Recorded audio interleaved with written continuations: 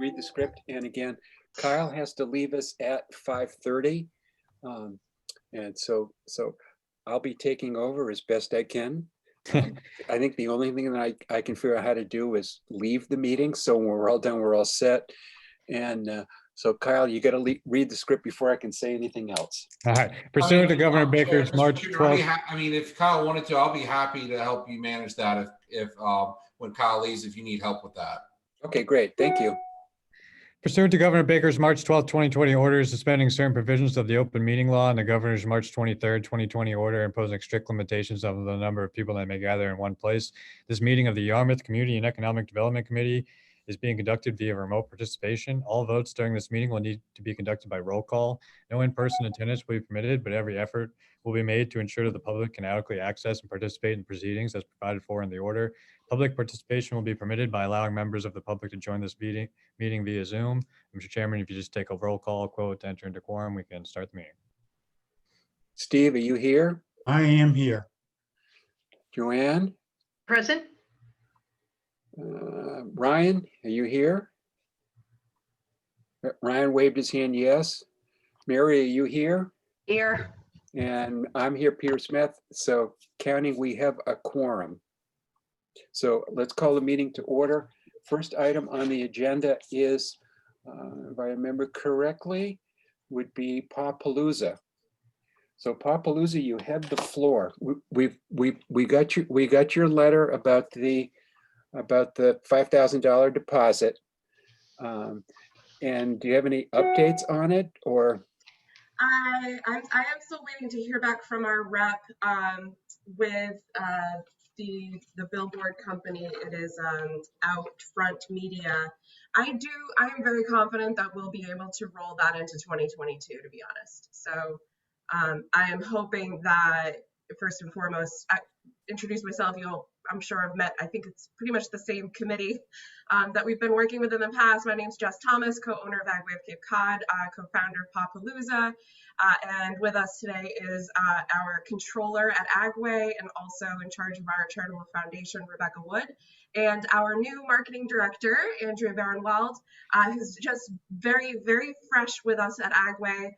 We unfortunately lost Allie Piper, our marketing director, to childcare issues because of COVID, which really stinks, but we have gained a really, really talented new and inspiring individual. So we're excited to work with Andrea, and she is excited to also work with Pawpalooza. That all said, so we've got sort of a fresh team going forward, a lot of changes in the works, but you all know, you've seen our budget. Planning an event for 2021 seems like it would be a potential huge financial exposure risk, knowing that we generally try to plan it for July and August. So with that said, I think we're fairly committed to holding off on 2021 event planning. Granted, we sort of left off in last March at a really good place, a really good pace with plans, again, with billboards booked and prepaid for, and we had over almost $45,000 in sponsorships already procured. A lot of great plans in the works. So with that said, in the meantime, I had gotten 100% final confirmation from the superintendent that beer and wine is not ever going to be a feasible possibility. And that really is what we were relying on for growth and scalability for the event. So thinking about 2022, we sort of need a new site. And I know the committee has always been very eager to hear our feedback about potentially moving it to the drive-in. And we are certainly at this point open to, I don't want to recreate the wheel, but at the same time, we need to think about the sustainability of the event now that it has gained national recognition. We're very proud of what we've created. And I think the community also feels like it's, especially given the feedback that we've gotten over the last year, we've got a lot of outreach. Where is it? What's happening? Is it going to happen again? And not just from people in the Cape, but also all the visitors that come to it as well.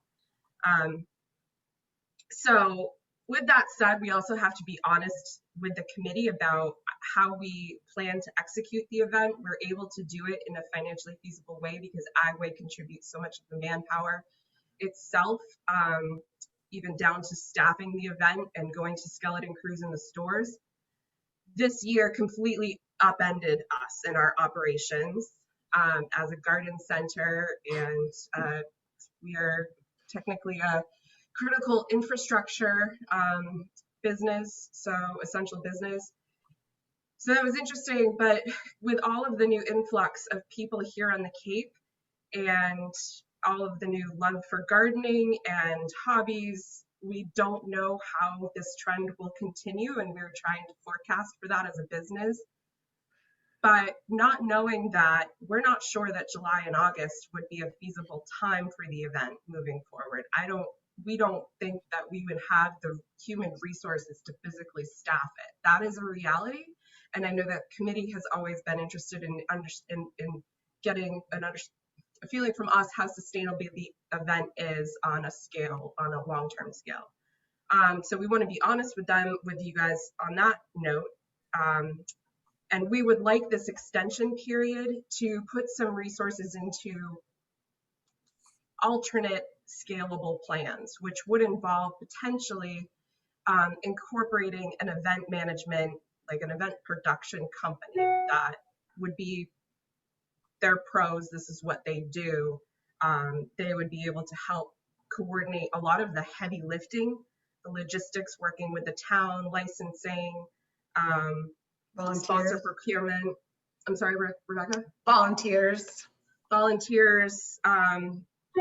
A lot of the technical stuff that may be taxing for Rebecca, Andrea, and I to handle ourselves, but also down to the nitty gritty of getting like humans' hands on site.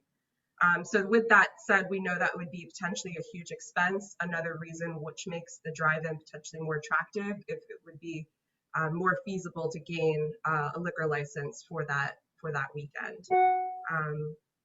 We did have the opportunity to look at the field, and we did have some questions for the committee. That's again another reason why we wanted to meet with you guys today and sort of just put it out there, see what you guys have feedback for us so we can go back, do some research, and make it a more a realistic potential for Papalooza to move and to happen again, and for it to be a win-win for everyone, I guess. Well, if we can make some of these changes, it will guarantee the stability and the sustainability going forward. Right now, we're kind of sitting in this limbo spot with the way this year has been, but if we could make these changes, I think that then guarantees the future of the event as a large scalable event. So something I wanted to ask the committee would be if we were to utilize this extension period to basically apply within, once we have some framework, to apply for funding for 2021, even though we're not having an event, in order to use some of that funding to make the drive-in a feasible site for us. Because as it is right now, it's not. I'm trying to get the best way to put this. We don't know whether we're going to have funding for 2022. Number one, because of COVID. So we've got money for 2021. We don't know if we'll have a budget for 2022.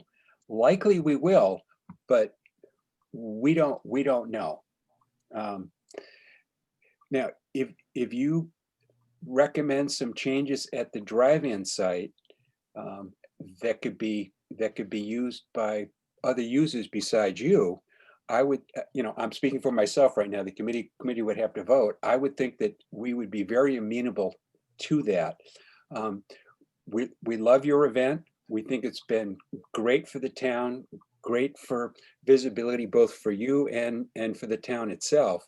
So if you come back and say, I want to do these things in 2021, we wouldn't see that as part of you. We would just see it part of public improvements. We're supposed to be doing public improvements as well. with our budget, and we do have money put aside for public improvements. So again, I'm speaking for myself right now, not for the committee. If you come back and say, we need X, Y, and Z, and we look at it and say, yeah, that's a great idea, we would be glad to put that in. And I gotta do one thing, one piece of item. Ken, are you here? I can see you, Ken. Wave, say hello. Sorry, I was late. I was trying to get. Right. Peter, on that note, Ken just is to let you officially know, here. I'm sorry. I had to do that little piece of those bookkeeping. drive-in site improvements would be outside of this grant process. I just wanted to clarify that to them. Correct. Yep. Thank you. Yes. I see, yeah. Can Steve? Yes, sir. Can I jump in? Yeah. So great idea, Jessica. I think you're right on point there, which probably would lead me to ask of Kyle a couple of things. Where do we stand with Fifth Element? A, and B, this would be an excellent opportunity for Fifth Element to get another exposure and idea as to what could go on that slate, so they can begin their planning as to what we could see as a concept for that slate. Fifth Element is a group that we've contracted with, meaning the town is contracted with, to look at the drive-in site, to come up with placement of water, electricity, a whole bunch of infrastructure stuff. So, if you have some ideas of where you think things should be, we would definitely get that to those folks so they can incorporate it into the report. They have not started their work yet, but they hopefully very soon. Okay, yeah, the power and water were definitely number 1 and number 2 on the list, including not only just spigots, but hydrants. We need at least 1 hydrant, and I would think that the town would want that for safety, or the fire department would want that for safety as well, thinking that, I guess even just thinking ahead, knowing if we're going to be applying for beer and liquor license, there's going to be a whole lot more stringent planning that we would have to go before and have a lot of mitigation plans in place to present. We would love to see a pavilion of sorts or a bandstand. That would have huge value for, I would think, any type of outdoor festival. Certainly be a bonus. I think perimeter fencing would be great for anyone looking to charge for attendance. It is fairly accessible from various spots, and I guess just in general, the current state of things with a lot of construction debris and things like that over on the one side, that would sort of take away from potential Right. Yeah. staging space. Yes. Some of the construction debris has already been removed by us. Not all of it, but a bunch of it has already been removed. Perimeter fencing has already been discussed several times. You're not the only folks who has asked for that. And a hydrant, that's the first I've heard about that. But I think that's an excellent idea, because you definitely have high pressure water and a 4-inch line to run the hydrant there, which would be a great improvement. And we can certainly kind of make sort of a targeted list of what would make it definitely an attractive site for us. Right. There's facilities that DY can provide us that certainly I think would be out of scope for within the next several years your development at the drive-in, such as any type of indoor food facilities. We're able to utilize their offices to count cash, which is a safety issue. We're able to use their walk-ins for the lunches that we provide to the staff and volunteers, and water and whatnot. But that would be a huge wish list. But in general, the other thing we had questions about was how, when the drive-in was running this summer, the traffic, if there was overflow onto Route 28 traffic issues, and any type of mitigation plan for that. We were trying to envision how we could quickly get traffic in lines and have Multiple lanes. going in and out. Yeah, lanes type of things to get people in quickly without it backing up onto 28. But again, if that's something that this Fifth Element organization is working on, that would be, Hey, Kyle, they've brought up a question that I've often wondered. Would it adding additional lanes, where's the road layout? Would it be possible to add turning lanes to get in and out of the drive-in? I'm not as necessarily looking for an answer right now, but I think it's something very definitely to think about. that's state highway right there, isn't it, though? Well, That's it is state highway, but you know, can the town get a curb cut? I mean, they already have a curb cut. Can they expand the pavement, or, you know, a gravel driveway to make it easier to get in and out? Yeah, this is not really my area of expertise. I would say there's likely a way to do it, but with it being state road, it's probably a very not straightforward way to do it. It's probably very complicated. And you would And also for the think, traffic issues on the site, I actually would defer to Mary. Mary, weren't you kind of live down there? So Well, I didn't, well, I lived near there, not live down near there. there, no, down there. That's what I'm saying. Yeah, so maybe you can speak to the traffic. I think those guys at the drive-in site did a really good job this year. When they were doing the entrance at the beginning of event, they had 4 lanes going in.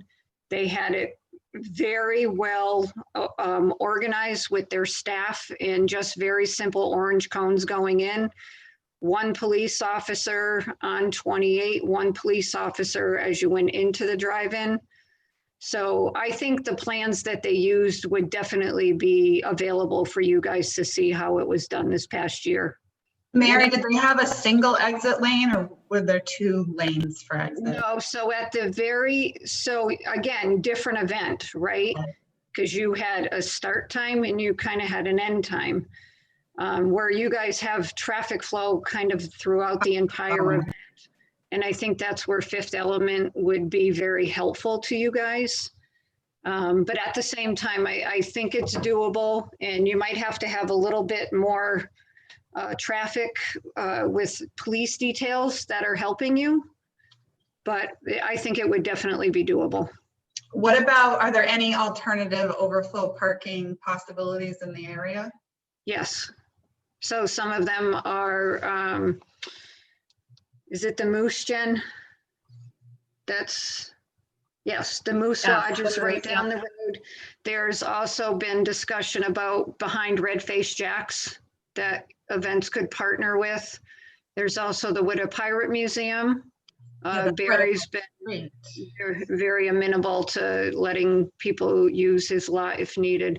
So I there's was thinking resources. that it would be a potentially easy money for some of those like abutting parking lot, you know, businesses to charge for $10 for parking or whatever.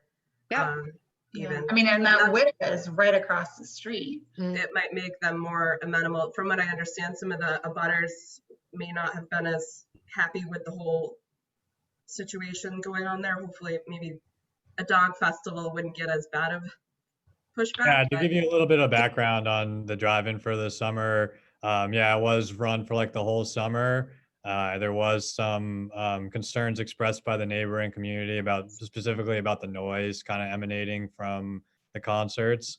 I think for like one-off events, there wouldn't be as much concern. It's more so just the event. They were concerned with the frequency of the events throughout the whole course of the summer. And the town will be issuing, or will likely be issuing, an RFP for operation of the site for the 2021 summer.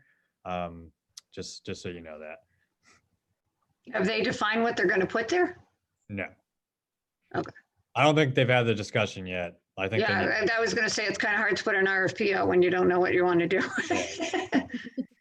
But I can tell you that the business owners in that area were extremely supportive of everything and anything that could happen on that site.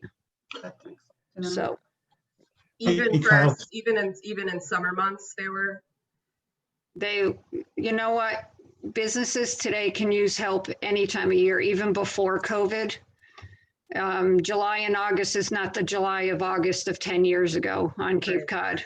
It's changed dramatically. People vacation much differently now than they used to. Right. We're hoping that we can get a really solid idea going through this next, first 2 quarters of the year.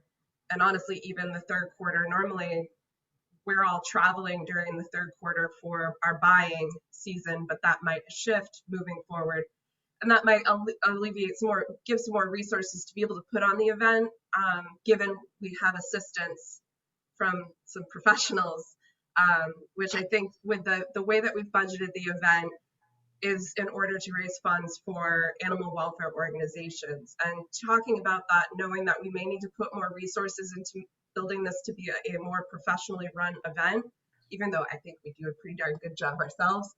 I think that we know that that's going to cost more money and reduce our net profits for that event, but we think that just given the purpose of our charitable foundation, we can come up with an annual strategy for Agway to help facilitate and make up for that fundraising out of the one weekend. So I think that, you know, moving forward, FYI, our budget may come looking quite a bit different with maybe not nearly as large of a bottom line at the end of the day.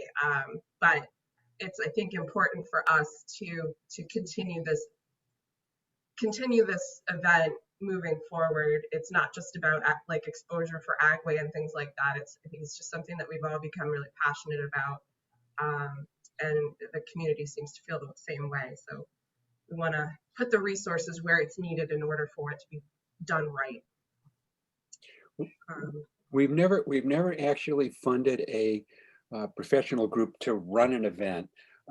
We have definitely funded professionals that have helped with events, advertising, marketing, putting together marketing plans, but never a full-fledged management company. This doesn't mean that we wouldn't be able to do it. We would want to see what they're planning on doing, what it's going to cost, etc.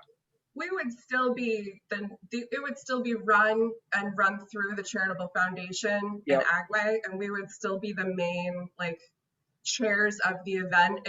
We would just be probably outsourcing more professionals, just like last year, the last time around, we outsourced a sponsorship coordinator, Amy, and we outsourced PR. So yeah, again, I don't want to make it sound like I'm saying no, because I'm certainly not, and I don't intend it to sound like that. It's just we would need to see what you're planning on doing and stuff, so we can consider it. And again, I'm speaking for myself, but I don't think I'm speaking out of tune for the rest of the committee. We really like your event, and we were very disappointed that, well, a lot of things didn't happen in 2020, but soon 2020 will be gone for all of us, and hopefully things will start to calm down a little bit in 2021 and stuff. And you know, in terms of the 5,000, hopefully your vendor will allow you to use that money and not nick you. And again, we're telling folks, if you sign any contracts from here on out, make sure that if the event cannot happen because of force majeure, any deposits come back. That's it's a tough thing. Some of that's not necessarily the way a lot of marketing works, especially with radio and advertising, but it makes sense, moving forward. And I guess we would just ask, the committee to consider, so that what we had booked was $8,260 for billboards, for 4 weeks of billboards without the outfront media, if I want to say outreach media. If we did, would the committee, given that those funds weren't spent last year at all for pretty much any event, would the committee consider in 2022 earmarking some of those funds for 2022 at this point in time, if we were to do that, or some or all? All it would do is help continue to book that billboard, or continue to be able to have that. Right. I understand the ask. And as I said, we may or may not have a budget in 2022. But you did for 2020. We did for 2020, absolutely. And a number of events didn't happen, so that money came back in, which is one of the reasons why we have a little bit more money to potentially give out this year. Usually the requests greatly exceed the amount of the potential budget. And this year, for the first time, the amount of requests are slightly less than what we have budgeted. And because a lot of that money rolled over from 2020 because events didn't happen. Can I ask, are other events planning to go ahead and still planning for 2021? Sure, absolutely. Absolutely. Some of them, Rebecca, are more prone to be able to use visual instead of in-person events, like the cultural center, for example. What they're doing though. Yes. Okay, well, I appreciate your time, and I look forward to sort of sending something along soon that for the committee to consider. Right. Part of our request for extension. I'd recommend you get your stuff to Kyle, especially for drive-in site improvements. Yep.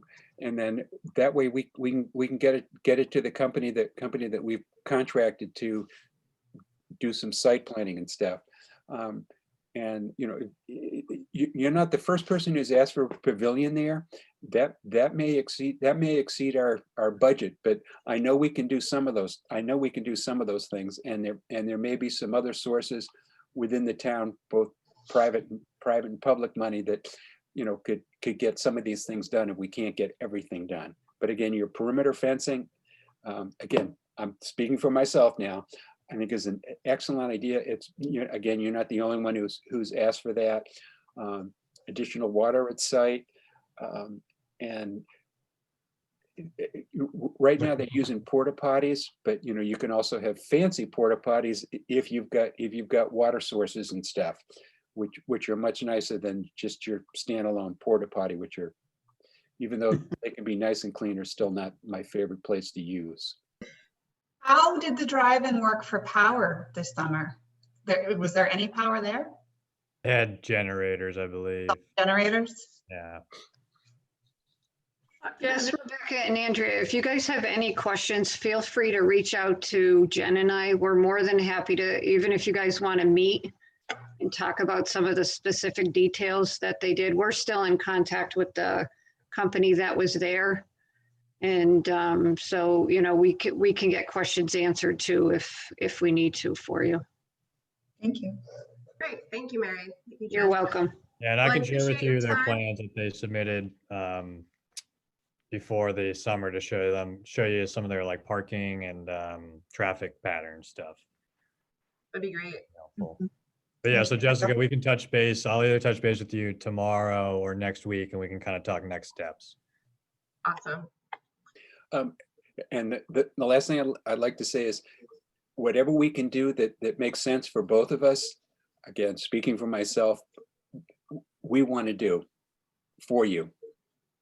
Thank Agreed. you, Peter. Appreciate it. Thank you, Peter. And before we get off, anyone have any questions? Steve, anything? No, I agree with everything you said. The only question I have right now is for Kyle. Kyle, do we know if a phone call has been established yet with, Yeah, Steve, I'm waiting to hear back from Karen as to when she can make it work on her end. Okay. So I've just been waiting. I've sent her a couple of emails. I've just been waiting to hear back from her. I'll let you know when we can establish a time for that. all right, thank you. Joanne, any questions? Just a couple. First of all, thank you for coming. Are there any other sites in Yarmouth, since we really want you to stay in Yarmouth? Are there any other sites that you looked at as possibilities that are town-owned properties? I'm thinking of Sandy Pond Recreation Area that has a dog walk and some amenities. Have you looked at any other places, or? I'll be honest, only in glance, but as far as from a ability to have thousands of people on site and coming and going, ideally, between 10 and 15,000 people would be our goal of attendance over the course of the weekend, a weekend. I don't think there's any other site other in Yarmouth that really could, the only other sites that we were looking at were the tech once that's done, or of course Barnstable County Fairgrounds, Right. or Nauset Middle School. And there was adequate capacity when you had DY? We had Yeah. overflow in parking. I mean, parking was, a challenge, Yeah. but we also didn't have we didn't have enough people helping to manage the parking. That's always been a huge issue. We've tried to get those volunteer groups every year, and they never have people. Okay. And again, because we really want to keep you in Yarmouth, because of some of the constraints you've seen so far, are you looking elsewhere? No, not yet. To be honest, this came up. I'm very glad that Kyle pinged us on this, and this year has been very taxing for everyone. Of course, I'm sure, and our group especially, where our resources have been stretched. Yeah, and if I understand that, I just want to clarify, the request on the deposit that you had to make was for a 2020 program that we agreed to fund. You're not submitting an application for 2021, which is the cycle we're in, but you would like us to help fund the promissory note, so to speak, that we made in 2020, that are now classified as 2021 funds. Correct. That's what we Okay. would ask. It maybe All right. an earmark of those funds from leftover from last year. Okay. And do we have some authority to do that, Kyle? I would say you probably can't necessarily like earmark it for a specific purpose like that. But you could certainly, yeah, I would say I'd have a little bit of concerns about earmarking something for 2022 for a grant program that you haven't even like given notice for yet, right? Kind of thing. Well, I think my question was about a promise made in 2020 that Yeah, couldn't be executed because of COVID. And I would just kind of, even though they are connected, I would just kind of take it sepapply, if you will. You know what I mean? for 2021. We can't carry over a $5,000 thing from 2020 to 2021 Okay. to 2022, but you guys can take history into account when you review 2022. Okay. I guess is how I Okay. word it. Ken, any questions? Nope, I don't have any for them. Thank you. Peter, I'm all set. You guys answered all my questions. Right, Mary? No, all set. Again, thank you very much for coming, and thank you for your event that you've run in the past, and hopefully we can put it together later. Thank you, everyone. I really appreciate your time. Yeah, Thank thank All you. right, take care. Great Be event. safe and Jessica. happy holidays. Happy You holidays. too. Thank you. Next item on the agenda is the Contemporary Americana Concert.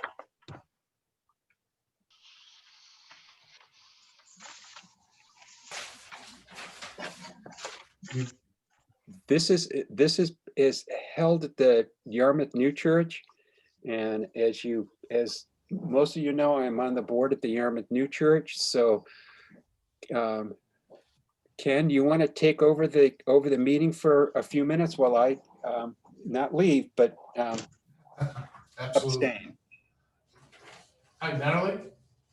Hi, thank you for Hi. having me. Thank you for coming this evening.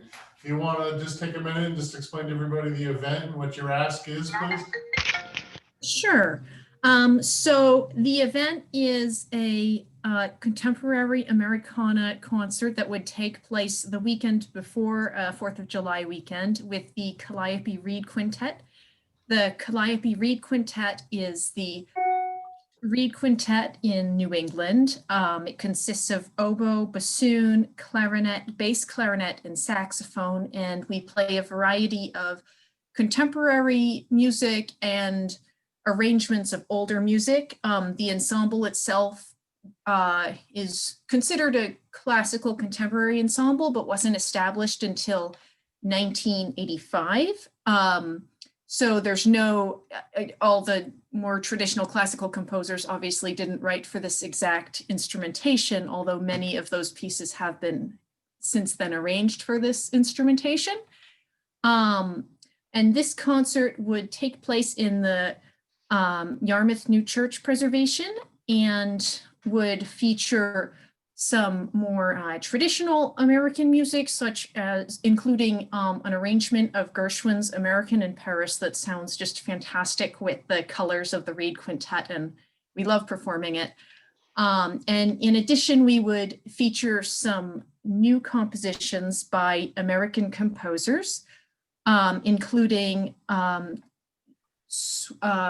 selections from Suite for Reed Quintet by local composer Ian Weiss, and selections from Divergences by another Northeast composer, Zach Goluboff Davis, both of which will also be featured on our first album, which will also be coming out this summer.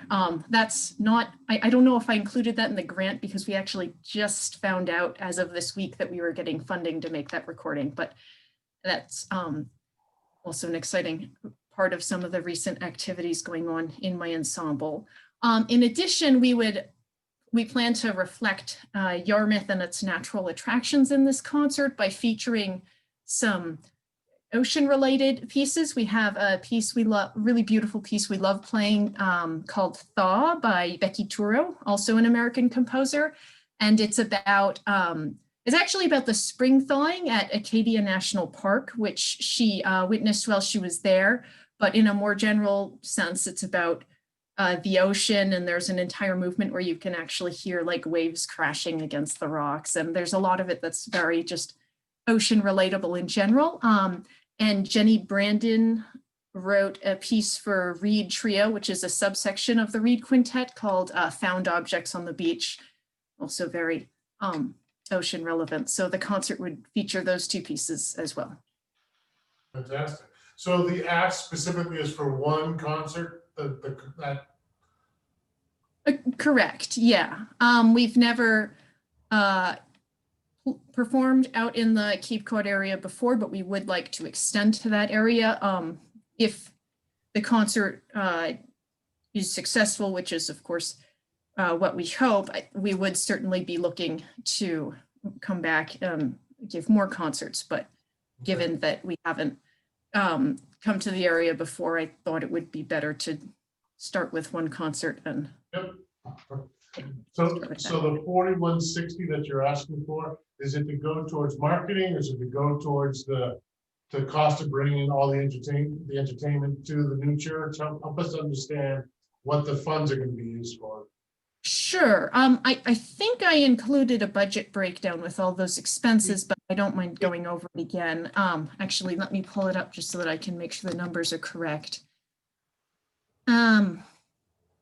So some of those expenses would be the artist fees, just paying the quintet itself. That's $2,500, $500 per musician. That includes the concert itself and the rehearsals preparing for that concert. 350 would be the rental for the Yarmouth New Church preservation. Because we don't really know what the situation is going to be in terms of in-person, not in-person, we did decide to propose contracting out the same video company that Matt Cinto with the Cape Cod Chamber Orchestra has been using for their concerts, the Big Tree Filming Company. And so that's, sorry, I know I have it on here. So yes, that's about $1,200 there. And then someone to handle the sound, also the same person that the Cape Cod Chamber Symphony used. And that's about another almost $400 there.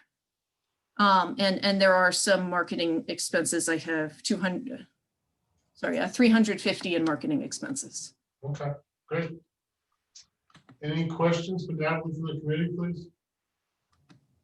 No, Ken, I just wanted to thank Natalie and whoever helped her put everything together in the application. It was pretty thorough, easy to understand. All the attachments were included. So I have no problem with approving this at all. The only question I have is for Kyle. I noticed that you wanted to take Natalie the $850 provided for, unless I'm misunderstanding this, for last year and move it as part of this application for next summer. Is that correct? I'm sorry, no, I don't think that's correct. What was the question? Okay. The budget, go put your budget sheet up one more time. I don't think who was sharing it the first time? Kyle. Yeah, it was me. Just give me a second. Okay. There was $850 included included in the funding that we already have, and I did factor that into the total here. Right. So that's where you came up with your 46. That's what I was talking about. Yeah. So that's last year's money? Mid-Cape Right. Cultural Council grant is different. Right. Okay. All right. Not Gotcha. us. Okay. That's not us. Got you. Great. Ryan, any questions? No, Joanne? No, Great. Well, Natalie, just so you understand the process,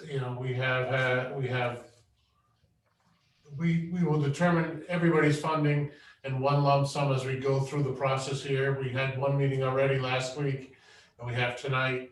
And then as a committee, we'll be voting on everyone's funding, and we'll get back to you as soon as we can, and as quickly as we can. We're hoping to have this all wrapped up prior to the holiday. So from the standpoint of, we appreciate, as Steve said, your application was very thorough and very well done, and we appreciate that. And actually, before we go, Mary, do you have any questions for Natalie? No, and Jen? Yeah, I have a quick question. So I just wanted to make sure. So will this be pre-recorded and then streamed on YouTube if you're doing virtually, or is it actually going to be live on YouTube as you guys are recording it? The plan right now is to pre-record and then premiere on YouTube, just because in talking with Big Tree Film Companies, Big Tree Film Company, that is what they're at the point that they can do. They're not comfortable with the live streaming concert and process. And when I'm on stage performing, I certainly can't be controlling live streaming and that kind of thing at the same time either. If that changes between now and then, and they've figured out a live stream system, I would certainly be happy to do that. I think that's always my quintet did live stream a series of 6 concerts this summer in the Regent Theater in Arlington, and it does certainly add, I think, an element of excitement for the audience, even though it is virtual. So that is my preference. However, at this time, I don't think that's an option, at least with this particular company. Also, depending on how the whole vaccine thing rolls out, if in-person events are an option at that point, and the Yarmouth Church is okay with it, and it's within government regulations, we could potentially have a live audience in the church and open it up to the public, and still have the filming happening. I did talk with Big Tree, and they said that that wouldn't be a problem. It wouldn't get in the way of their cameras or anything to have the public there while we're performing. And in that case, we can kind of have like a live event for people that are in the area. And then maybe the next day, or well, probably not the next day, but whenever Big Tree sends us the video with the audio all put together, then we'll have a premiere for anyone who was not able to attend the event, or maybe didn't feel safe attending the event, because also I mean, I don't know how this whole transition is going to go with the vaccine from being completely unsafe to safe. Maybe, I don't know how fast it will get distributed. It could be we get to a point where some people feel comfortable attending in-person events, others don't. So I'm just trying to stay flexible with all of that in the planning as well. Oh, that's great. Thank you. The other question I just had is, I know you, under your budget summary for marketing, you put $100 for like other media ads. Do you know what those might be, or? I haven't completely figured it out. I unfortunately found out about this grant very close to the deadline and was kind of scrambling to throw it, to put everything together. And on sort of this level budget project, I've never done much advertising besides Facebook advertising, which I know how to do, and printing out flyers, putting them around the area, that kind of thing. I mean, I don't have like I'd love to have a marketing specialist, but I don't. I kind of run all the managing operations within the Quintet. I did some basic research into like local radio companies and that kind of thing to sort of see if that would be in the budget, but they don't really do much in advertising beyond like under $1,000. So that didn't really seem to be a logical fit. And I also felt that given that you were trying to attract people to Yarmouth from outside Yarmouth, I wasn't sure if local radio really made the most sense anyways to invest a huge amount of money in. So I plan on doing more research for ways that I can market on sort of that lower budget, but I just haven't quite at this time figured out what that is. Well, now, I certainly would suggest that you take the opportunity to take advantage of Jen and the Yarmouth Chamber, and they certainly are there to help out also wherever they can, so. Okay. Yeah, we work with a lot of local vendors, and I'd be more than happy to help you with any marketing questions you have and prices and things like that, because we do, a lot of different campaigns in the area and off Cape too. So that sounds great. And we've actually used, I saw that you have Manx Magner doing your video, and we worked with him actually we did a new marketing video for the town of Yarmouth, and it was a pleasure to work with him. So he's, we know him and he's great. Okay, great. Can you repeat again what the name of the organization is that I'm? The Yarmouth Chamber of Commerce. The Yarmouth Chamber of Commerce. Sorry, I talked over Jen there. Thanks, Kyle. Well, Natalie, thank you so much for your time tonight, and happy holidays to you. And I hate saying it, but as they say, we'll be in touch. Great. I'm looking forward to hearing from you soon. Happy holidays. Stay safe and stay healthy. Thanks. Same to you. You too. Thank you. Did Peter have something to say? Yeah, Natalie, when you've done your concerts up on the other side of the bridge, meaning in Arlington, what kind of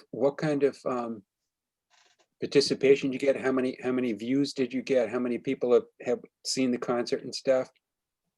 Any idea? You mean when we were doing a concert, like how many people were watching for a live concert? Live concert or your virtual concert? You said you did 6 concerts in Arlington that worked very well. Right. Those concerts were done through Group Muse, and I believe we got an average of like 30 people watching signed up through, 30 to 60 people watching signed up through Group Muse, but then the YouTube link often got distributed sort of outside Group Muse sometimes as well. So I'd say including all that, maybe closer to 50 to 80 views, I think. Okay. But I'm hoping that we'll be able to increase that throughout the year as we become more established and get more online media. You've got a beautiful venue to run this thing. Yeah, so it really is a gorgeous venue. The second I just saw pictures of it, I couldn't believe. Yeah, it's really glowing. And I also, it's funny, I was actually raised in the as a Swedenborgian in the new church in the congregation in Sudbury, Massachusetts. Had no idea that this other church in the same sect of Christianity actually existed just a couple hours away. I realize it's not used for that anymore, and I have also long since left the church, but it was sort of funny just finding it online, and I was like, wait, really? That was there? But yeah, it's gorgeous. I'd love the opportunity to play there, and I'd love the opportunity to bring the quintet there. It would be a wonderful place to share our music. Danny, thank you. Thank you. Thank you, Natalie. Yes. Happy holidays. Happy holidays. Happy holidays. So do you guys want to start deliberating tonight, or would you like to set a future meeting date to do so? Seaside Festival is not coming, correct? Correct. They both, just wanted to get across that the reason that their ask was as high as it was is because of the uncertainty around vendors this year. That was the Correct. one Yeah, thing they yeah, wanted. understood. And they have a great event as well. Do you want to start deliberating, or do you want to wait till next week? I'm looking for my calendar. We need to make decisions quickly. I'd rather go ahead and just do it. Yeah, me too. I'm all for doing it, Peter. Okay. All right, and just because I have to leave in 10 minutes, I'm gonna make Ryan and Peter the co-hosts so that when I do leave, you guys. Right. Kyle, I know this is not on the agenda, but again, I did call you and ask you about some work on the common. Yep, And if you could get that onto our next real meeting, so we can discuss it. sure. Yeah, and the answer was that that's not a problem to have volunteers do it. There's just a waiver form they'd have to sign. Okay, excellent. Peter, can I ask that for our next real meeting in January, that we take a look at the funding for the Yarmouth Chamber, where it's at, where it needs to be, because I know they had an 18-month contract. And I'm just curious, I'd like to, I know that we've been trying to get the chamber to do a review of where their marketing has gone for this past 12 months. And that's been on the agenda, but they just haven't been able to get it done because of time. Is that something, Mary, that could possibly be done at the next real meeting? Yeah, I think Jen's had the quarterly report submitted for months, or so it's just been the time on the agenda here. Right, So, Jen? Yep. So to add to my request is, could we have that quarterly report done, but then also review where we're at with funding for the chamber, and then look at where we need to be moving forward with that? Well, I think Mary, the contract runs through when? Till the end of January. Right, so we have our proposals due on December 31st now. So we had a quick meeting with Karen the other day, so it's kind of questionable where we are, but Jen and I are just gonna write a continuation of the grant, or the contract right now, and propose what we are suggesting changing moving forward, because there's some new marketing opportunities that Jen would like to implement. But the timing is now, because if we hold off and the contract doesn't continue right away, then we're in a very awkward position for trying to get contracts secured. So Karen's aware of it, but Kyle, do we have the RFP out, or how'd this go this year? there is no RFP that needs to go out until after the 3 years. Correct. It's an Okay. extension. It was built into the last RFP that it could be It was built extended. into the last RFP, Brian. Okay. Kyle, I know you're going to leave in about 2 seconds. Can you put up everybody's ask on the screen? Is that possible? It is possible. Give me a second. I'm When gonna you have a to email. spreadsheet like that, you want to email me and I can Yeah. edit it as they make different changes?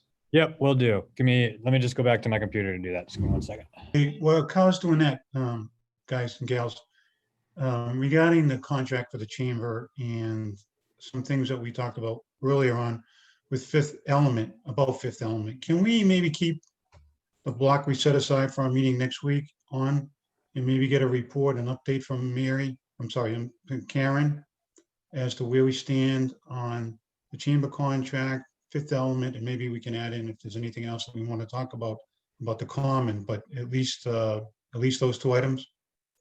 Not that I want to add meetings on to everyone, but I want to keep the ball rolling, because next thing you know, it's going to be January, and where do we stand? So, Steve, are you suggesting we have another meeting before Christmas? Yeah, just keep that meeting. I thought we had one scheduled anyways for next week. Am I wrong on that? I think Kyle was holding that in case we needed Yeah. For the grants. needed it. I can't make that. I have our staff virtual Christmas party. So you're going to virtually have some eggnog? Yes, exactly. Let me see how you do that.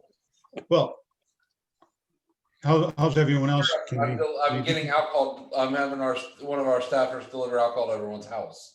So There you go. Perfect. you mean put your address on that delivery list, Peter? Absolutely. I'm surprised it's not already there.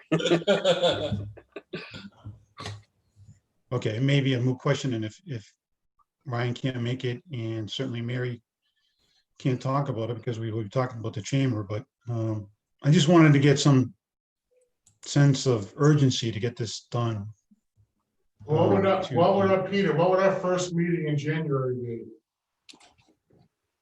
Oof, now you're asking me hard questions. Well, in regards to the contract, it might be nice to hear from you guys, or you guys want to hear from us about what our thoughts are moving forward, especially with COVID and what we've been up against, right? Yeah. And get some input. I mean, Jen and I have been very clear with the town that our office is closing on December 23rd and will not reopen until January 3rd. So we have less than 10 days, 13 days to write the entire contract. And what we're going on right now is just continuing the current path that we're on unless we get any input from this committee or Karen's office. So. Chair, I don't know if we should continue this discussion since it wasn't on the agenda. Correct. Considering Mary's on the committee, and I don't want to make it seem like we're giving her feedback, something that was not on the agenda. Right. Correct. Sorry. Thank you, Ryan. Well, I'm just gonna throw it out there one more time. Given what Mary just said, keeping that option open for next week. I don't know if we can get a quorum or not, but just keep it open. I'm available. I'm available on the 17th. Yeah, I'm I available. can do it too. We got 2 people available on the 17th. We got 3 people available on the 17th. Ken? I'm looking right now.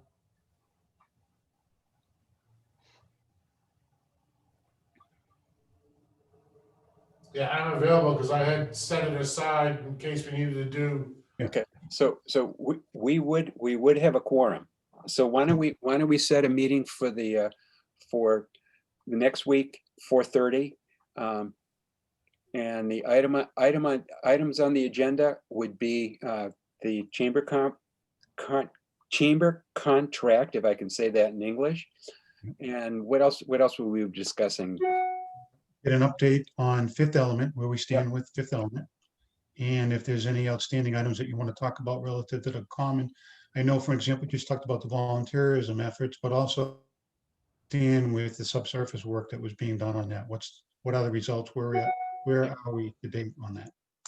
Okay. Yeah. Also my quarterly report too. Yeah. The latest one. And Peter, that should start the meeting off as Jen's quarterly report. Yeah, Mhm. exactly. And I just jump in. I just want to thank Steve and Peter. They showed up at the Common last week and we came to the tree to do our tree lighting. And I would say probably 50% of the lights on the tree did not work. And with their help, Peter ran back to his house, grabbed a whole container of white Christmas lights. We redid the tree, put bows on it, and then did our virtual tree lighting. So without the 2 of them helping, Steve and Peter, we could not have done it. So thank you. Oh, you're welcome. Great Glad to team do it. It looks great. It does look great. It's the only tree I get to decorate. My wife won't let me do ours here at the house. We can make it an annual tradition for you. All right. So I That's caught good. a bit of that. You guys are gonna have a meeting on the 17th? Was that? Yes. Yes. 4:30. 4:30? What do you want on the agenda? Steve?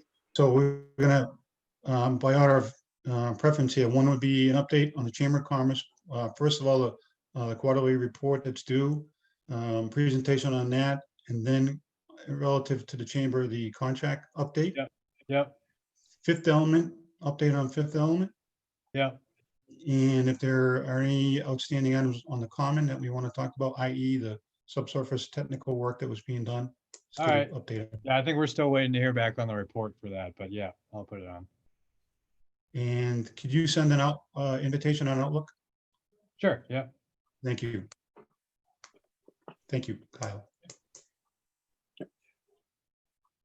All right, Right. you got it. And then Ryan, I sent you an Excel spreadsheet. There should be a column to put in the grants and it will minus it from the total. There's a total balance Waiting section. for it to come through.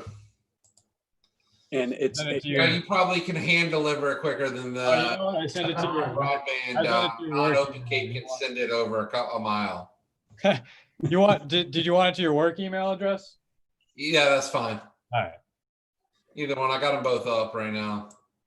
One has like 15 million unread emails, and one only has like 300 unread emails.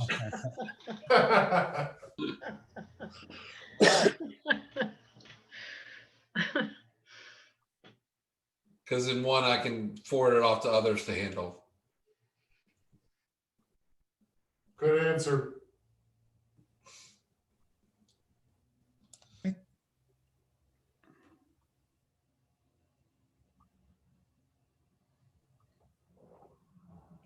Kyle, can you also put it up on the screen? And I know you gotta get on your pony and get out of here. Yeah, I mean, I don't think I can open it up and then leave. It's just going to go away. So Ryan will probably have to get it up. I'm on my Mac right now. It's an Excel spreadsheet, so it's not going to open up right on my Mac. Okay. So Kyle, let me ask you a question. Maybe I can, if I share my screen, didn't you send out a one pager that had all the requests on it? I did, yeah. I just added a column to one that allows you to like easily figure out. I'll send Yeah, it so to, if we change them, it'll calculate how much we're spending. That's what we're doing. yeah. But you did send out a summary, Kyle? Yeah, Yeah, I it did. was sent on December I'll 1st. send the sheet I just sent to Ryan to everybody right now. December 1st at 4:31, Joanne, was a summary. Yeah.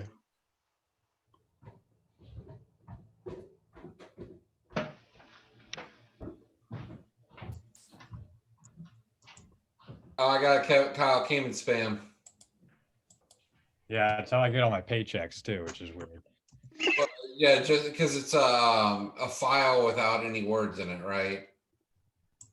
Well, it's just an Excel spreadsheet. Yeah. So they think it's spam. I got it. I just sent it to everybody. Perfect. Kyle, go away. So you're don't miss your other meeting. Yeah, no, I can't. So just, yeah, I think you guys should be good. Kyle, we need someone to take minutes as well? No, it should continue to record. So okay, so you can go back and watch it. I can just go back and watch the video. Perfect. I mean, basically, I just need to know what you guys vote because that's really what's going to be the remainder of the minutes, you know? Okay. And then obviously make sure if you guys place any conditions that you let me know about that too. Okay. All right, well, good luck, guys. And if you can attend the DHY meeting afterwards, certainly try to do so. Yep. I got another meeting immediately after this one. So. Oh, I guess he left. Why does he have to go to the DHY meeting if it's virtual? I'm the Zoom host for it. He's running the whole damn thing. He's running the meeting. But what did you run it? responding to public I guess comment. are some people actually meeting in person? No, it's a No. Zoom meeting. I'm setting up the Board of Selectmen chairman at this in the hearing room right now. Ah, gotcha. Okay. So, Peter? Yep. So I have on my screen the chart that shows, the Excel spreadsheet chart that shows the applicants and what they requested. Yeah, are y'all seeing my screen here? Yep. Okay, Okay. okay. Perfect. So we've got $12,560 in requests and a budget of $122,500, which leaves $99,440 available, which hasn't been asked for. I'm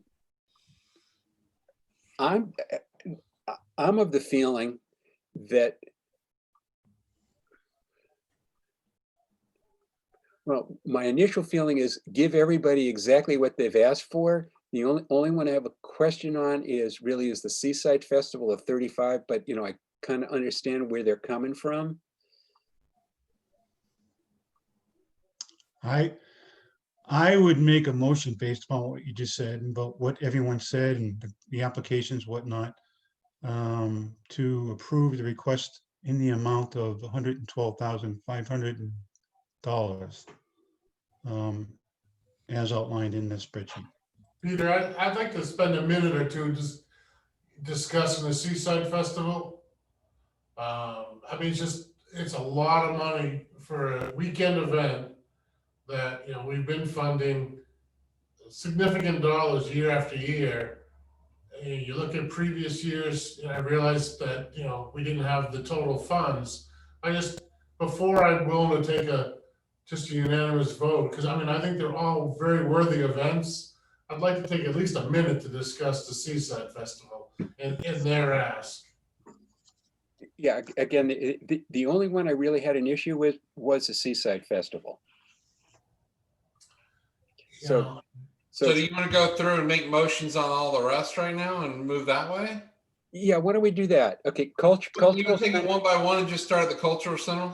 Yeah, let's do it that way. Cultural Center, they're looking for $24,000. And again, this is for grants that run for 365 days. They've done a very good job, even with COVID this year, and bringing folks to town virtually. Yeah.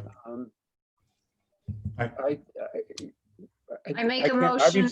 Obviously, I can't make a motion if anybody has any questions. Mary? I was going to make a motion to fund them for the full request of 24,000. And Second I that. second. Okay, there's a motion on the table and there's a second. Who made the second? Joanne? Me. Joanne made the second.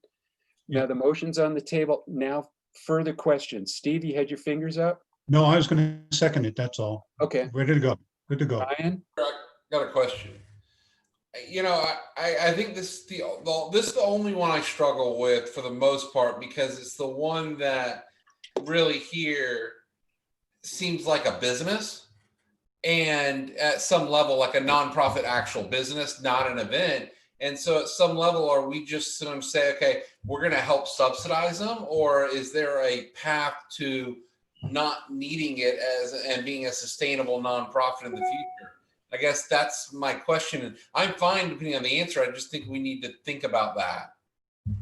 Yeah, I mean, you know, I hear you, Ryan, but you could say the same thing about the Whitey Red Sox, and in some fashion, the parade and the, you know, and the Seaside Festival. So, I mean, I hear what you're saying, but I mean, I think in the spirit of what this grant is and what the Cultural Center does, and as Peter touched on, there's 365 days a year that they're bringing people into this town and enhancing the lives of our residents of Yarmouth.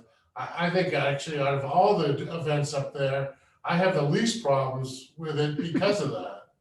But I mean, then only because they're nonprofit, I guess my question would be, because like, and I mean, no, they're not applying for funding, but like the Pirate Museum and some of these others that are more maybe for-profit entities, like they're doing the same thing and not getting this kind of subsidy, right? Like the inflatable water park, things like that are more for-profit. And I guess it seems like we're just subsidizing a nonprofit's business whose business model is not sustainable. Well, the part that we're funding is the marketing of the Cultural Center, which is, to me, the marketing of Yarmouth, so. I agree. And they bring so much, they are a destination in Yarmouth. They bring arts and culture and make that sustainable in Yarmouth. I think any other community in Yarmouth, on the Cape, would love to have the cultural center in their community. And, you know, it's one entity that can hold 1,500 events in 365 days. There is no other business or nonprofit that does that type of volume in bringing people to Yarmouth. And I think it's money well spent. Yeah, And I can also tell you that, although I don't, I'm in the hotel business, not in Yarmouth anymore, but last year, and I know it's last year I'm speaking of, but their Art on Two Wheels event they did, that brought numerous hotel nights to Yarmouth. So I anticipate events like that happening in 2021 also. I think Ryan brings up a very good point, and I think if we continue to look at the cultural center in the future, And if it looks like all we're doing is subsidizing them and they're making enough money to be on their own, I think that's something we should think about. I think for this year, I'm very comfortable with the 24 grand.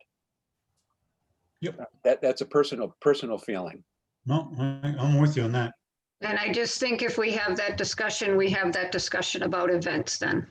You have to have discussion about them all. Oh, see, I view the culture center as very different than events. That's, I guess, my thing.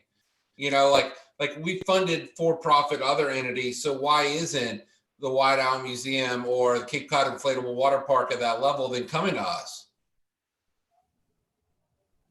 I mean, I guess I worry about opening that Pandora. I mean, I'm not going to vote against this. I think it's worthy. I just wanted to raise the bigger point. Oh, and it's worth a discussion, Ryan. So thank you. I think that's a valid point. Are there any more questions? No. I'm not trying to cut off debate, but are there any more questions? No, Hearing none. sir. Can we take a vote then? All in favor of granting $24,000 to the Cultural Center, say aye. And we're going to Aye. do this one at a time. Steve, Aye. Joanne, I, Ken, Aye. Ryan, Aye. Mary. Aye. I also vote, so that carries unanimously. YD Red Sox. This is the first time the YD Red Sox has come to talk to us. I move to approve them at $19,900. I Okay, second it. there's a motion on the table and there was a second by Steve. So the motion's on the table. So now we're going to have further questions. I've dealt with the YD Red Sox in the past. And in the past, they would get a grant from the Yawkey Foundation, which apparently is not available anymore. Only to the league, not to the individual teams. No, I'm sorry, Ken? The grant from the Yawkey Foundation and from Major League Baseball Yep. only goes to the Cape Cod Baseball League, but not to individual teams anymore. Okay, so that's what the change is. I mean, to me, this is exactly what we should be doing. Because so everyone we bring to town, we take them to the Red Sox game and out to dinner, right? Like, so, I mean, that's what we do, right? That is the Cape Cod summer experience, vacation experience. And their presentation of trying to get more of the tourists to do it, absolutely would do it. I know, like, if we traveled and there was something like this, we would definitely do that and be in town for that. So I think this is dead on what they're supposed to be doing. Yeah, I totally agree with you, Kyle. Ryan, excuse me. That this absolutely is what we should be funding.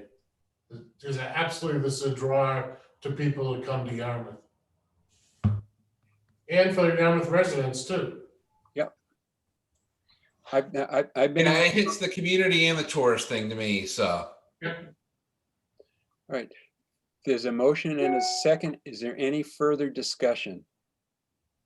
Hearing none, all in favor? And I'm going to start at the bottom this time, at least the way the screen goes. Mary? Aye. The dog can't vote. Ryan? Waiting. Ken? Aye. Joanne? yes, I, Steve? Aye. And myself, I vote yes. So we've agreed on that one. Taylor Bray Farm, I move to approve Taylor Ray Farms at $4,500. Second. there's a motion made by Ryan and a second by Steve. Any further questions? Hearing none, all in favor? Steve? Aye. I didn't mean to cut off discussion. If anybody wants to discuss, that would be fine, but I think that we are all. The only time Taylor Ray Farms to our family has become the sanctuary during COVID to go to and hang out, right? Because it's the safest thing to do because animals aren't going to give you COVID. Right. Steve? Aye. Yes, no? Joanne? No, I'm good. I, Ken? Aye. Ryan? Aye. Mary? Aye. Peter? Yes. Seaside Festival. There's a request for $35,000. Is there a motion on the table to fund $35,000? Motion to approve. Okay, there's a motion on the table to fund 35,000. Is there a second? Hearing none, that motion does not carry. Is there a subsequent motion to provide a lesser amount or a larger amount for the Seaside Festival? Somebody needs to make a motion, or it's going to get tabled. We certainly don't want the event to go away. Let's just jump off there. But we're funding a third of the event. So Ken, I mean, to have a discussion, you need to make a motion at a certain price or not to, or to deny the application altogether. Yeah, no, and Ryan, I hear you. I was just throwing it out there so that hopefully we can start some open discussion about it before a motion was made, so. No, Ryan's right. You got to make a motion or we got nothing to discuss. Can I make a request? Yes? Can we move on to the Americana concert and the parade and then come back to that? Yeah, I'm fine. Anybody have an issue with that?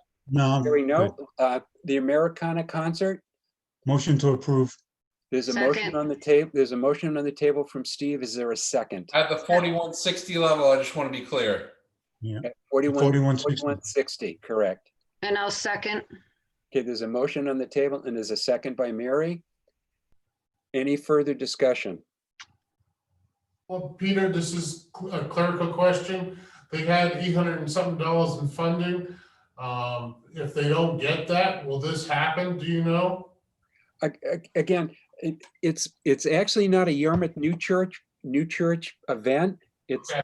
they're renting the building. As far as I can see, and the discussion that we had there is, yes, if they don't get that Mr. Chair, 850, it'll still go on. Mr. Chair, if you're accusing yourself from that conversation in the applications, you should probably recuse yourself from any of the conversation regarding this here. No, Ryan's correct. I'm going to sit back. Ryan, you're going to run the meeting then for the. Ken, no, Ken's vice chair. Okay, Ken.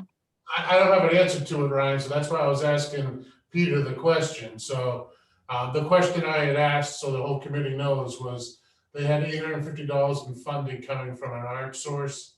I just was curious if that money didn't come, are we giving them $4,160 to an event that's not going to happen? Well, it doesn't matter because they won't use it, so they won't spend it. So it would just be, it's not like we're going over our budget, I guess is my point. It does say that council, the cultural council grant was extended into 2021. Okay, thank you, Mary. So that being said, then, can I get a motion to approve the 4160? Motion to approve. Yeah, a motion in a second already. What was that, Ryan? You have a motion in a second already. Okay, then let's have a vote. Brian, Aye. Mary, Aye. Steve, Aye. Joanne, Aye. Ken, aye. Yeah, and me abstain. Peter abstained, just for the record, Ryan. Yes. Next item is the St. Patrick's Day Parade. Happening in September. Motion. Steve has made a motion to approve at the level $25,000 for the Yes. parade in September. I'll second. And there's a second by Mary. Motions on the table. Any further questions? Yes, Peter. Yes, sir. I mean, what's everyone's take on this? Like, will it be successful in September? Like, should we care about that? You know, I guess I feel like they're trying to make, they're doing a lot of work just to try to make sure they don't cancel one. You know, I don't know. I guess I am torn because, like, if they pull it off and it's successful, great, it's worthy. But how much should we be worried about whether they can pull this off or not? They'll pull it off. I don't think we should be worried about their their ability to pull it off. They may appear disorganized. They may appear somewhat unprepared sometimes. But when you, quite frankly, I've been in the room with them when they're putting these plans together, like the first one, where they had no money. It's incredible what forces they bring together to make it happen. I have total confidence they will make it happen. Their Mary, their how many of these? organization now is a bit it's adrift with some loss of people. As I understand, was described by Desmond at his. I didn't attend last week, but I have full confidence that they'll be able to do it. I mean, Mary, I mean, how many of the businesses that need that I guess are supporters, but also the beneficiaries of having the parade will be in business come September? Well, I think that's exactly why the parade should happen in September, so that those that survive this pandemic are even given another push in the fall when they're going to greatly need it. Because they're not going to be able to get it in the spring. So they're going to be in desperate need if they don't have a great summer. And let's extend it into the fall as far as we can. I think September could be really successful for them. I really do. If you have beautiful fall weather, people have been vaccinated, and people are going to want to celebrate, to be outside and be together. You're not going to run the risk of a potential bad storm, snowstorm or some other storm in March. Yeah, I mean, I think that, you know, the hotel businesses on the Cape are hurting already. And as Mary just touched on, they're gonna need all the help they're gonna get. Traditionally, the fall after Labor Day is motor coach season. And the bus industry, because of COVID, has been devastated. So, you know, even if we start seeing buses coming back to the Cape next fall, they're gonna be in very limited numbers. So I think anything that we can do to help promote and prop up and bring people to Yarmouth in September is going to be a help. So I was referring to the hotels. I was referring to like the bars and restaurants that are more Irish based. You know, you have quite a bit of them along 28 that I just don't know will be there next year. 67% of the restaurants in Cape Cod, Ryan, are in jeopardy of not surviving this. That's right. So those that do are going to need our help even more than ever. Yeah, I think the optics on this for us and the town would not be very good if we were to pull the plug on our funding for this project. If it doesn't happen, if for some reason they can't pull it off, well, the money isn't spent. Okay, true. It's a win-win for us. And if I can just let you know, if there's concern about, you know, them being organized, I have talked to Des, you know, that the chamber's there to help them if they need it and that they can come to us. No, I thought they had a better presentation and felt more organized in their presentation this year than they ever have. Yeah. And maybe it's because Des handled it all right. I'm not sure. But definitely felt that way, or maybe it was the uniform that gave that impression. Exactly. But I guess I just wondered, like, is there like the idea of St. Patty's Day parade in September? I'm just trying to comprehend people wanting to do that. Well, we're talking about a winter carnival in July, so anything's possible. I think it'll be great. I really do. It's 6 months from St. Patrick's Day, so they're trying to do it in the middle of the year. September is usually a pretty good month.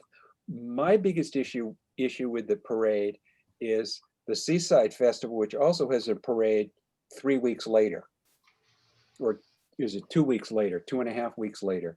That's my only thing. I agree with Joanne. It would be a terrible thing to not have the parade, and it is highly unlikely. Well, I got to be careful here. I think it's unlikely that there's going to be you know, a parade in Holyoke in March, and the one in Boston in March. Right. So, you know, Well, this, Boston's not gonna allow one in March. right. So I recommend that we vote the 25 grand. Yeah. Again, that's my feeling. Yep. And again, as Joanne said, if they're not able to pull it off, they haven't spent the money, they're not getting any money. Right. And any further discussion on this? No. Again, I'm not trying to cut off debate if anybody has any further points. Hearing none. Mary, would you care to vote? Mary? Aye. Ryan? Aye. Ken? Aye. Joanne? Yes, yeah, Steve? Aye. Peter? Yes. So we have voted the 25,000. Now we're coming back to the Seaside Festival at 35,000. And again, in order to discuss this, we need to have a motion on the tables that we can discuss. The 35,000 was tabled, but there's no reason why someone can't make that motion again. Yep. Motion not to fund the Seaside to reject the application. Okay, there's a motion on the table to reject the Seaside Festival in full. Is there a second? Just trying to make motions, see what people want to do. There's a second, I'll second. okay, there's a second. Okay, there's a motion and a second not to fund the Seaside Festival at all. Motions on the table. Any further discussions? Can I ask why? Because no one else was making a motion. So I felt there was no interest in funding it if no one was making motions of an amount. As you had stated earlier, Ryan, I didn't make a motion. I just wanted to open up for discussion on. And that's why I made a motion, put it on the table so you can start having that discussion. I appreciate that. I just wanted to open up a discussion about the request of $35,000. It's their largest request ever. To us, it's a third of the event cost that would be funding in principle. And I just thought it was worthy of at least having a discussion about it. If I, a little bit on that, you recall last year, we were, at least I was, I'm probably more so than all you guys, but I was really, what's the word I'm trying to use, agitated over the amount of money that was being requested for police and fire and municipal services, and how much it was eating away at their ability to do other things that they wanted to do. And subsequent to that, because of all you guys, I think we decided to go down and talk with the police department, find out what gives with, how much money they were costing some of these smaller events. And they made a strong case. I forget the gentleman, the officer who met with us, he made a strong case as to why they needed these resources. So I think what the application reflects is a lot of our concerns, and her coming back, the application showing where the cost of that $35,000 is going. And as I'm looking at it, wrong, but it looks like it's, if not all that 35 is going for municipal. So police, 17,000, fireworks, I'm sorry, but 11,000 for the fireworks and 7,000 for parade costs, associated costs with the parade. So I think she heard what we were trying to do and came back with the application reflecting that fact. Mary, Peter, Chairman, I got a question if I can. Mary and Jen, if y'all can answer, or anyone else that knows, I've never been to the Seaside Festival. From the conversations we've had here, I gather it was supposed to be more of an arts and crafts thing and has delved into more of a live, love, local type of fest instead of more arts and crafts. Am I wrong with that, or like the vendors being there, or is it still more arts and crafts? More, like it's now dived into more Etsy shops than just like showing like the cool things you can do in the art and craft world. Mary, you got any comments? It looked like, I didn't know if Jen was going to respond or Yeah, not. I haven't been to the Seaside Festival for a few years, and from what I remember, there was some amusements, there's food trucks, and then there are arts and crafts vendors that sell, locally made art and stuff. And I did see a lot of families there, and I do remember there was also, I think, a truck where you could go through and see like reptiles and things like that. So I think when I went, I probably spent about an hour there and then went over to Captain Parker's actually afterwards and had lunch. So. I'm sorry to interrupt, Joanne. I do want to just correct that.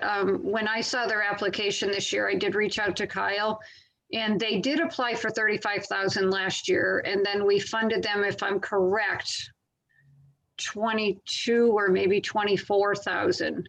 So this is not their largest request. This is the same amount they requested last year. We just did not fund them the full amount. And then we didn't fund it last year due to what I'll call monetary constraints to some degree from Correct. her available funds. Right. I mean, the event itself, I raised my hand, Peter. The weekend that the festival is, it's really a very family-oriented event. I haven't been in a couple of years myself. It is a lot of arts and crafts and Etsy stuff, as Ryan commented. But it is a well-received Columbus Day weekend family event, in Yarmouth for our, locals and our visitors. So, I mean, the event itself is a wonderful event. I guess I'm once again concerned and worried, Ken, then, like long-term, like I'm envisioning when we get the drive-in site done and ready for use, Love Live Local's going to want to do their events there rather than down in Hyannis because it's going to be a better site for them. There's going to be a lot more of these type of events, and are we going to go fund them all? And I guess that's what I'm worried about, knowing the future of the drive-in site and that we're going to get more of these type of events in the town when we do that. Other type of events we're going to get the drive-in site in the future. So I guess I worry between a lot of these things that we're doing with the drive-in site, are we going to actually hurt ourselves in the future because we're going to have the drive-in site and all these events from all over the Cape are now going to be doing in Yarmouth? Right. So Ryan, I would say when we get to that point, and Ken and I have been on this committee probably and Peter, year after year, we've had this discussion, and I think it's getting time that we revisit the criteria and maybe look at what Provincetown has done in the past. And Peter's very familiar with that. But I think for this year, the discussion is if we don't fund them, this event will not happen, right? There's no doubt that it won't be able to operate without our support. So at what level though? So that's what I'm going to say. So we have a motion, we have a second, right? So let's vote on the motion and the second, which is to zero them out. Mary, you want to do the first vote? Well, I just want to ask Joanne, was your reasoning to second Ryan's for a reason, or were you just trying to get the discussion? Procedural. It was strictly procedural. I want this to go forward. Okay. I think that we need to look at perhaps level funding them. And I'm not sure how we do an amendment to the motion, but I think the way that Peter's organizing it is we'll vote on the motion that's on the floor, Peter, if I understand. Yeah, I think procedurally the best thing to do is to vote on this motion. If it passes, we're done. If it gets voted down, then we have the opportunity to make additional motions. Okay. Right. I just wanted to make sure if Joanne wanted to chime in that I heard what she wanted to express. So I would like to vote no on this. Okay, so Mary, you vote no. Ryan? No. Ken? No. Joanne? No. Steve? No. Peter? No. So that the motion does not carry. Does someone want to make an additional motion for the amount requested, an amount higher, or an amount lower? I'd like to make a motion to approve the previous funding of $22,500. Okay, there's a motion on the table for $22,500, which is essentially level funding from the previous year.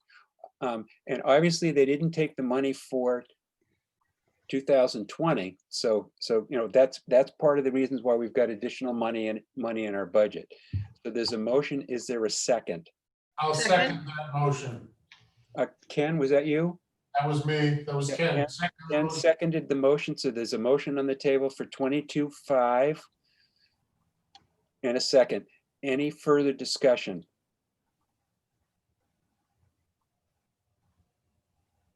Hearing none. Do we want to vote on this now, or is there discussion? I'm not trying to cut off debate. Peter, just a couple of points I want to make. I'm just going back to the application just to inform everyone what they're calling out to do. And they're talking about arts and crafts, continuous music entertainment, children's entertainers, bonfire on the beach, canoe, kayak race, parade, amusements, rides, food, police, and fire demonstrations. And the second thing I just want to point out, they are asking for the $35,000 is inclusive of $17,000 for police, fire, details, administrative fees called on for by the town. Fireworks, they're offsetting the cost of that, $11,000, and parade costs for $7,000, totals $35,000. So I think what she did was heard us last year talking about these extraordinary costs, and she just included it all in there. But that's point number one. Point number two is, will they be able to use what they didn't use this year? Will they be able to use a portion of that No. for next year? That's the No. issue that Papalooza, they can't use the funds from this year for. Okay. All right. Thank you. So any further discussion? Hearing none. Peter, I'm sorry, I just before. Ken, okay, yes. Steve, can you read off again the spreadsheet one more time, please, that they were going to use the 35,000 for? Steve, you've got it right there, don't you? I have to dig through all my papers to find it. Yeah. From the application, Ken? Please, Steve, yes. Yeah, hold on. So what they wanted to use the 35,000 for was for town fees, which are inclusive of police and fire details and administrative fees. That's 17,000. Offset the cost of the fireworks for 11,000 and parade costs for 7,000. Mary, just to let you know that they got 25,000 last year.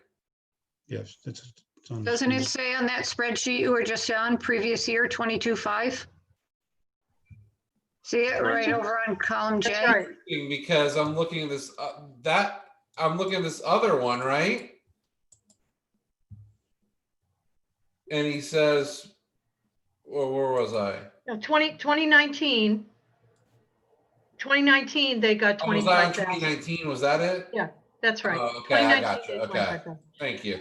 Mr. Chairman, I have a question on, can we set any conditions on the approval of the grant? Yes, absolutely. Yes, and I was going to bring that up afterwards to see if y'all wanted any conditions on any of the ones after we approve the money. Yeah, I'd like to, we're still open for discussion, right? Absolutely. I'd like to propose some language that we have the parade, I'm sure, drives additional police costs. The parade is probably, my experience, the least attended. And we're going to have a big parade the month before, a really, really big parade. Can we ask the Seaside Festival to consider not having the parade and the associated costs of police? Well, Is that within our purview to? I would say our funding, Steve, so go back to our what they're asking funding for. Is any of that associated with the parade? Yes, they're specific. Then I would say, yeah, that they would not be allowed to use our funding for the parade, right? Like you, James? well, so do they break out, Steve, line item of what they want, of what each funding is for? No, this is in their memo, Ryan, the event summary narrative. Yeah.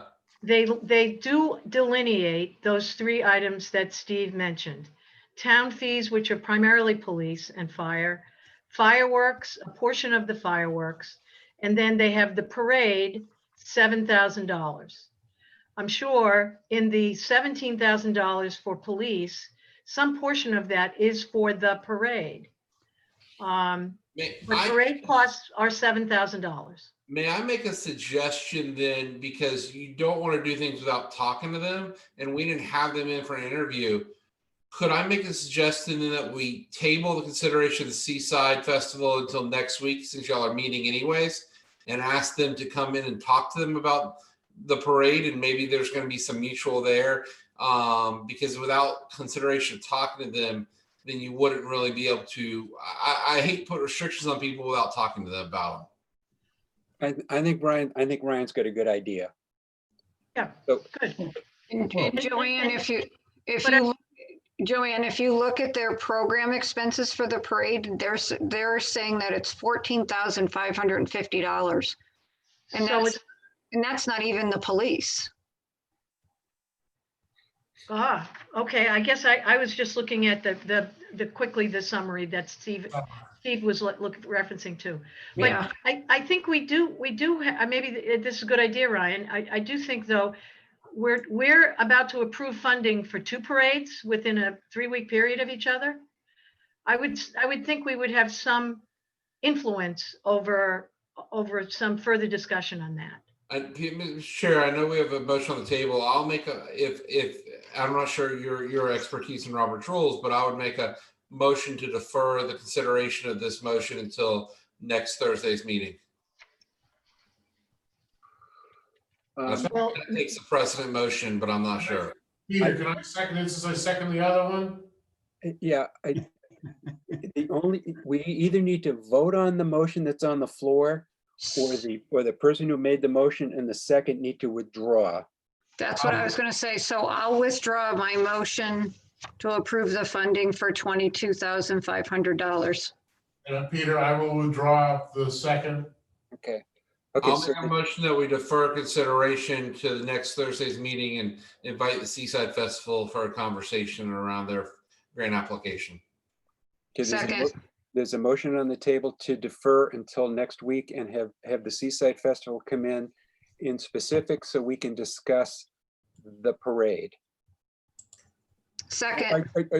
Or so we can discuss the overall funding for it and the fact that there's going to be a parade shortly thereafter. So I don't want to make it sound like we're putting a hammer down right away. Am I saying that correct, Ryan?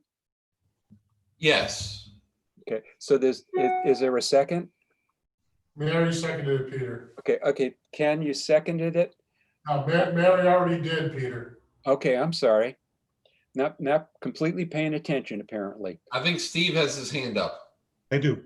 The only question I have, Ryan, and everyone, is do we need to get this vote done by the next meeting for the entire amount?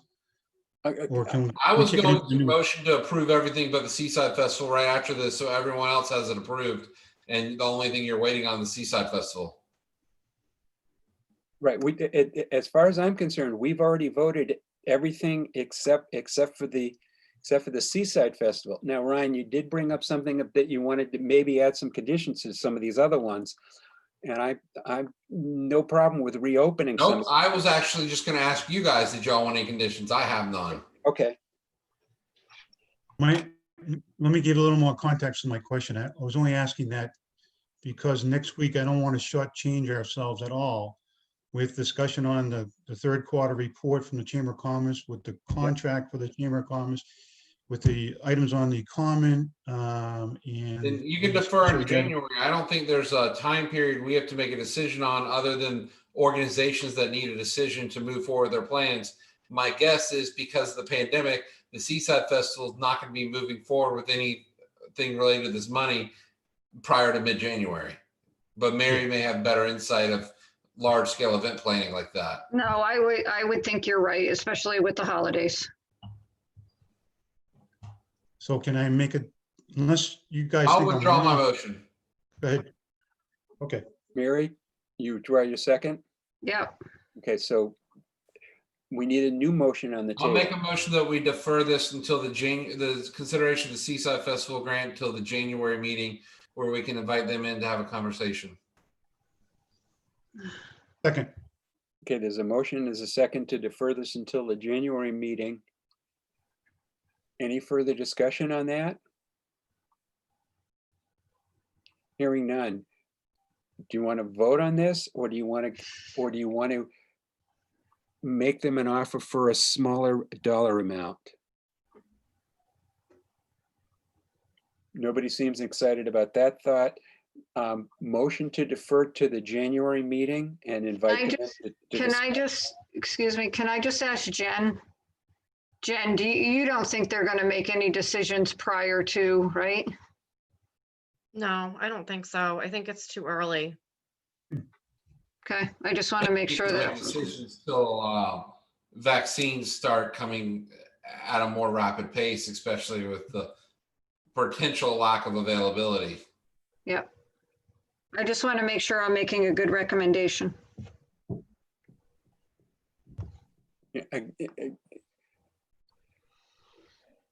My only issue is we've got a pretty big agenda already for January.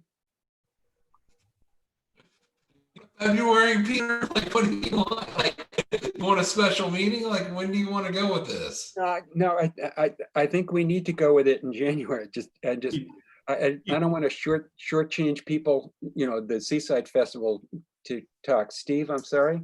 Peter, I agree with you, it's a big meeting, but I don't think we're looking at a long time to be spent on this thing. Yeah, I don't think so either, Peter. Okay. Okay, there's a motion on the table to defer this to the January meeting, which I don't have a date off the top of my head. I think it's the second Thursday. Does that sound right? Yeah, Peter calls it for, so. Right, yeah. Kyle will let us know when we're supposed to show up. that would be the 7th. January 14th. 14th. 14th. January 14th, okay. Valentine's Day. Oh, Oh, no, sorry. I'm thinking February. I'm getting ahead of myself. Last time Valentine's was in February, Yeah. but hey, things have changed. Okay, there's a motion on the table to defer this to January 14th. And there's a second, and there's no further discussion. Mary, can I get a vote, please? I have to think about it. Okay, that's fine. Brian, Aye. Ken, Aye. Steve, Aye. Joanne, Aye. Peter? No. So motion carries to carry this through until January and Kyle's gonna love us. what? Kyle's gonna love us. Yeah. He already does. He already does. I don't think there's anything else on the agenda. Peter, I just want to be clear, you voted no? Correct. Okay. I just wanted, for Kyle, hearing the minutes afterwards, I just wanted to clarify that. Yeah, and my reasoning is I would just assume, and again, we've already made the vote, so we're not changing it. My vote was going to be give them level funding to the $25,000 as of last year, and then let them decide how they want to do this thing. But the vote's been taken and made, and I think the solution to have them come in January is a good idea. Any new business that we can discuss without violating open meeting? Peter, do we need to take one last vote that everything else has been approved, or since doing it individually is all set? That's probably not a bad idea. Good idea. Want to do them one at a time? I mean, I think we approved them, so I think that's all done. I mean, we actually took a vote. It's not like normal where we just kind of created it by consensus. We made a motion and second and approved each grant request. Yep. Yeah, Yep. you're right. Yep. It's already done. So Hey, Ryan, can you do the calculation on what the total is that we've approved so far? Can you put the formula in there? It's AutoZone. $44,940. is available. That's not right. That's available. So How much we're using. Go to F. I got it right. Yeah, These- everybody these- does it different. No, there you go. No, that's not right either. That looks right. That's right. Yeah. You Okay. take 35 off of it. Yeah, so that's right. Okay. Okay, thank you. Anyone care to make a motion to adjourn? I got a question for Mary and Jen, in light of this. You think obviously, I guess the reduced request is because people can't make plans this far in advance post-pandemic. You don't think is this going to carry forward with the reduced request for several years, even with a vaccine, or is that too hard to predict what the tourism event world's going to be like post-vaccine? I mean, I personally think that once people start getting vaccinated, they will start feeling more comfortable, and I feel like they'll be eager. I mean, there'll be some people who I think will, be a little hesitant at first, but I don't see it to be something that comes for years to come. I think it's just this past year and this year going forward is, making plans, planning difficult. I know Mary and I, when we've been trying to, plan our events for 2021, we've had some new ideas. And we're going to probably be changing some things, and I can share those, we can share those with you guys next Thursday. I know, Ryan, you won't be there, but I think eventually it will be back to more of a normal. I just thought we might get some more innovation or other types of events, like people coming to us because they normally do stuff that is easily funded and easily sponsored, and it's tougher now in this economy. And I thought we were going to get more, but then again, like we run a lot of events. We're saving a ton of money because running a virtual event is a whole lot less expensive than running an in-person event. So maybe they just don't need the money. Yeah. I think you're going to see more requests, more nonprofits that are in need to raise money will do events when they feel safe and that people will attend them. I think you might even see a flurry. That's why I think this committee may want to really readdress the criteria for the future. I totally agree with that last statement, Mary, and we've been talking about it for several years now. I do think it's time that we look at, because I do think that you're gonna have a flurry of requests. Because I think people are gonna want to socialize when they're able to, the vaccine comes out and people are able to get together again. And I do think you're gonna get a flurry of people looking for money. And I really think that we ought to take a good hard look at what the criteria truly are for us to be giving out $112,000. You also add power and water to the drive-in site, and I think, what you're doing there, you're gonna. I already think level of local, right? Like concerts, CCYP Back to Business Bash. Like you're gonna start seeing a flurry of events flocking to the drive-in site once you kind of get that power and water there. And so I think we need to be on the front end prepared for that. So I think, I know we have to be careful about our discussion, but I'm just gonna say, as of right now, next Thursday, December 15th, the Board of Selectmen are gonna be talking about the drive-in site. So you might want to tune into that or actually comment to the select board, but they're in a bit of a situation because of how the property can be used under Article 97, what can and cannot happen there. And that's why Fifth Element is so important to be in conversation with right now. Right.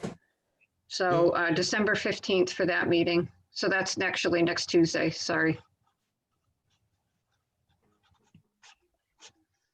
Any other new business?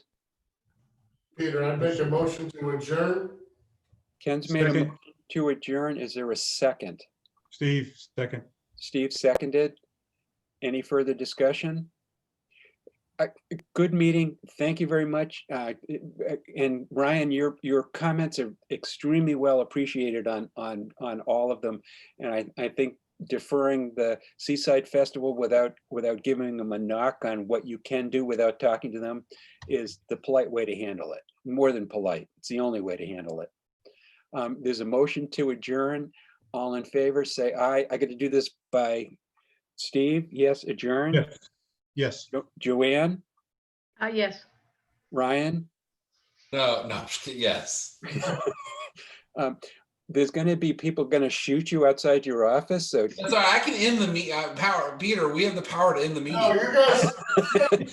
Ken, Yes. adjourn. Mary, adjourn. Yes. I agree to adjourn. Again, thank you guys very much, and we'll see almost everybody next week. If for some reason you cannot make it, let us know, because I know Ryan can't make it.